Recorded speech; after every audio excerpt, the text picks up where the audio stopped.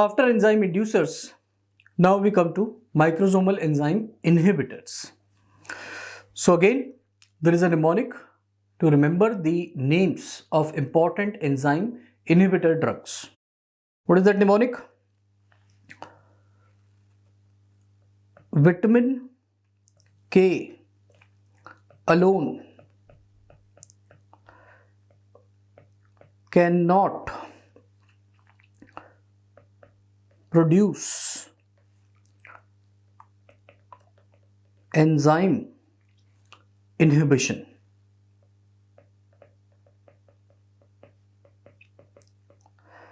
So this is the mnemonic of enzyme inhibitors.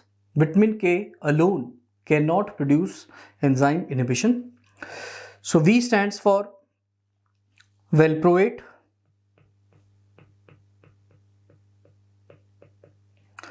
K stands for antifungal drug ketoconazole, A stands for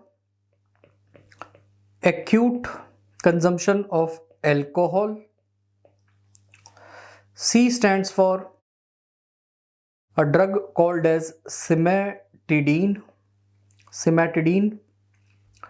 P stands for anti-HIV drug, that is protease inhibitor, which includes ritonavir, protease inhibitor, drugs used in HIV treatment. E stands for erythromycin, and I stands for isoniazid. So these are examples of enzyme inhibitors. Vitamin K alone cannot produce enzyme inhibition. So valproate is enzyme inhibitor. Ketoconazole, antifungal drug, very strong inhibitor of enzymes in liver. Acute alcohol, then cimetidine, again very strong inhibitor. Protease inhibitor, ritonavir. Erythromycin, very strong inhibitor, and isoniazid. So these are examples of drugs which inhibit the microsomal enzymes and they will decrease the metabolism of other drugs. So let's take the example here, clinical example. So suppose the patient is an asthma patient, and for treatment of asthma, he is taking a drug that we call as theophylline. He is taking theophylline, a drug for asthma. Now, due to some infection, he develops, suppose, pneumonia.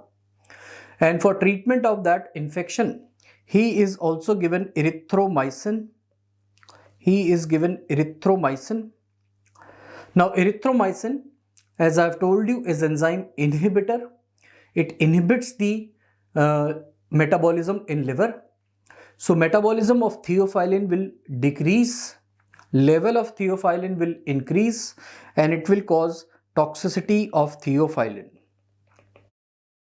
So toxicity of theophylline can cause arrhythmia or seizure. So patient may develop seizure.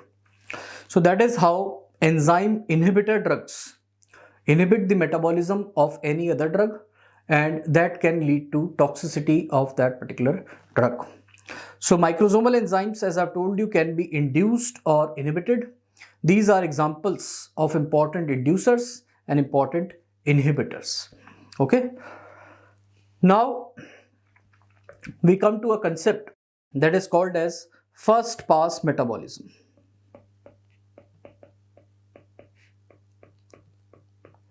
First pass metabolism. Again, a very important point in pharmacology. And what is first pass metabolism?